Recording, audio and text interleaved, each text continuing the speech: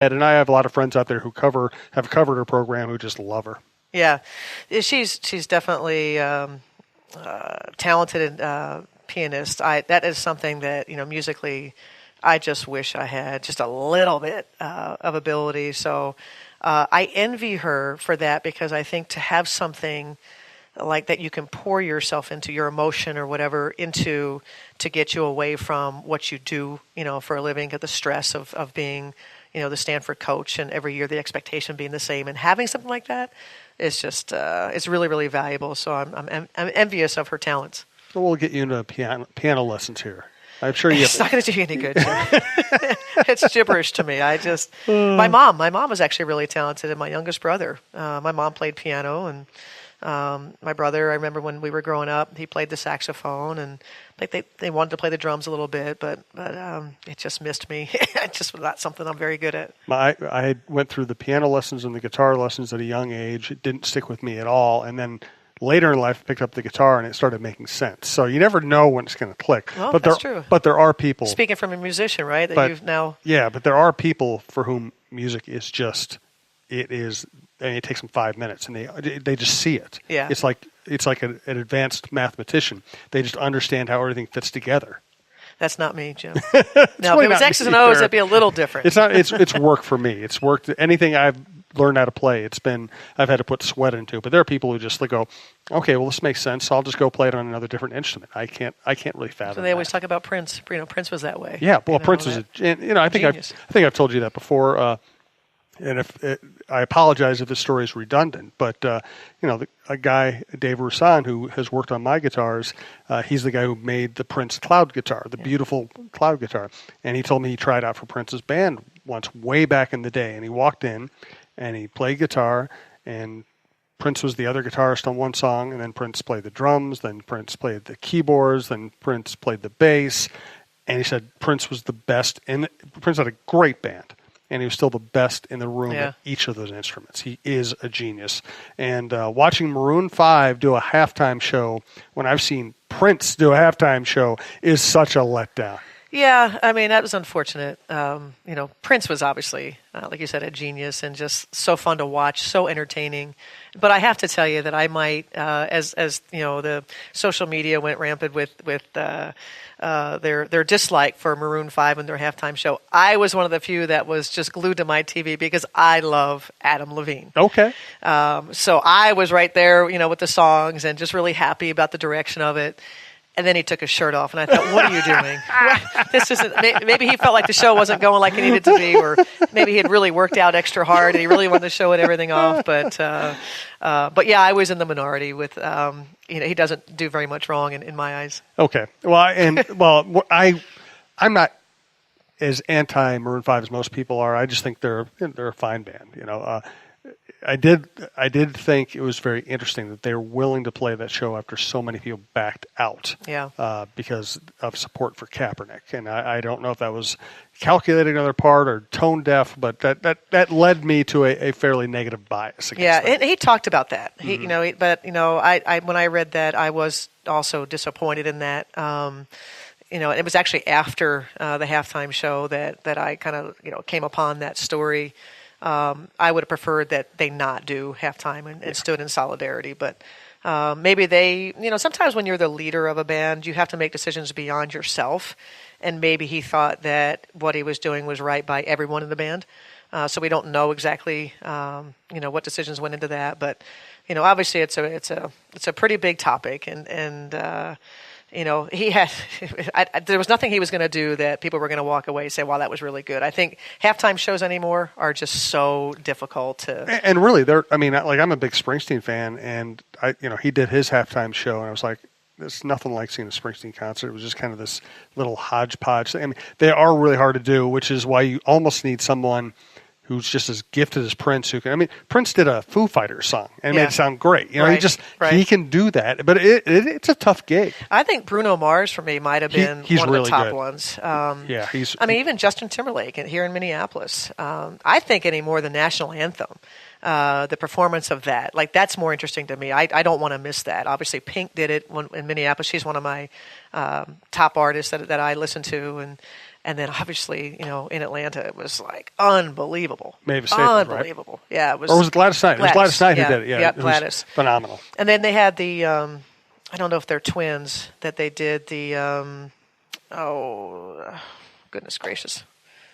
What's not the national anthem? Jesus, what's not?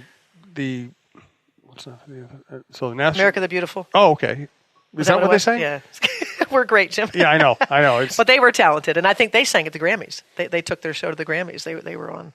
I don't know if you saw. Okay. Did you watch the Grammys, Jim? I watched a little bit of the Grammys, but not a lot of them. Well, let me tell you, it was really, really good. Alicia Keys is. I did see the Alicia Keys thing, and that was great. Unbelievable! Talk about talented. Oh. Right up there with Prince in my eyes in terms of all the things that she's capable of. Now, I tuned in because they talked about Lady Gaga doing "Shallow" from the movie, and I wanted the house silent. I want everybody to be quiet. I wanted to listen to it. And Lady Gaga came on, and it was awful. Oh. It was absolutely awful. Lady Gaga went way out of character from the show, from The Star is Born, from the movie. And that was disappointing because I think it's an absolutely beautiful song that she and Bradley Cooper did for the movie. But then she went full Lady Gaga on it at the Grammys, and I was just not a fan. The Alicia Keys thing was great. She was unbelievable. I still remember I bought a Bob Dylan album way back. This is not one of his older ones, but maybe 10, 15 years ago. And like one of the first songs came on. It was a great album, too.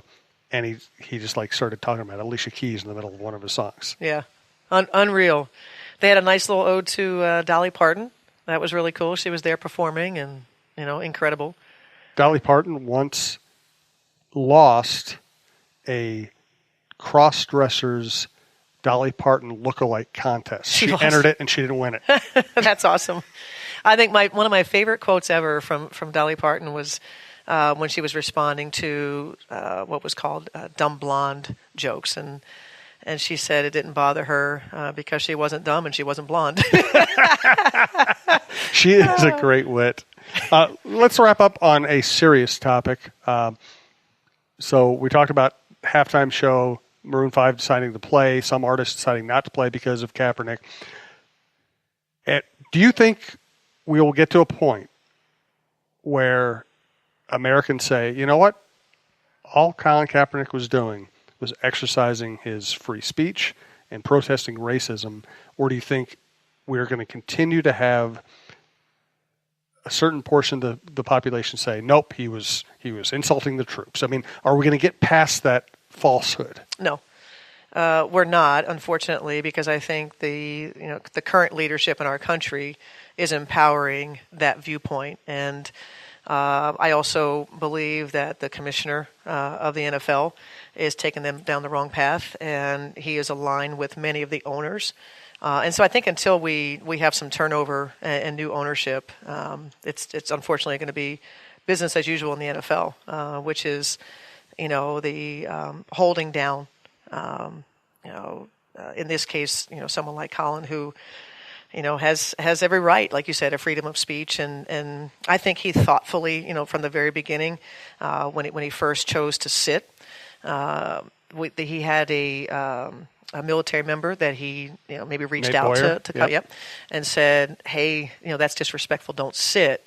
What we do is we kneel. And so then he kneels. And, obviously there's always going to be a difference of opinions on things like this that I give Colin so much credit for the courage that it's taken for him to do it then and for him to continue to feel the way that he does. And he's absolutely been blackballed from the NFL, and I cannot wait until the outcome of what I hope is going to be something heavily in the side of Colin. He's on the right side of history, and I think, every day I think about we have to educate. We have to educate people about some of their biases and beliefs that just aren't okay anymore. And there's going to come a time, maybe 20, 30 years from now, Colin Kaepernick is going to be in the books, and we're going to learn about, and we're going to thank him for the courage that he had so that he can move our society forward. And what I try to remind some people I know is that who want to say, well, he shouldn't have protested this way. He should have done it. Well, there's a really bad history in the United States of white people telling black people how to protest their own Absolutely. injustice. Absolutely. That ain't our job, and we are not good at it. And we can't tell people who are trying to call attention to horrible injustices that, oh, don't inconvenience us, or Right. don't get in our way. Don't do something that might make me feel uncomfortable. That's exactly right. Change is uncomfortable. Yes. And like I said, it takes great courage. If there's an optimistic note, is that the Carolina Panthers replaced their sexually what's the right word? Sexual assaulter of an owner with an owner who came in and said, "Oh, we'll take Eric Reed. Absolutely. It doesn't bother me that he was protesting. He's a good player. I'm on board with it." And now they've signed Eric. Not only do they bring Eric Reed in, he plays well for him. Now they're signing him to a multi-year contract. That's how easy it is. Yeah, and I think with Kaepernick, the difficulty is there's the group that are attempting to hold him down and squash his voice, that they're trying to make it about his talent, that he's not good enough. But it's been absolutely embarrassing to see the NFL go through quarterbacks and who they've come up with, anybody but Colin Kaepernick. And they've contacted people who haven't played in 5 years who Yes. weren't good to begin with. Yes, it's embarrassing. It's horrible. I covered the Super Bowl. He came in within one pass of beating a great Baltimore Ravens defense. He beat out Alex Smith, who's been a franchise quarterback multiple places. Jim Harbaugh swears by him.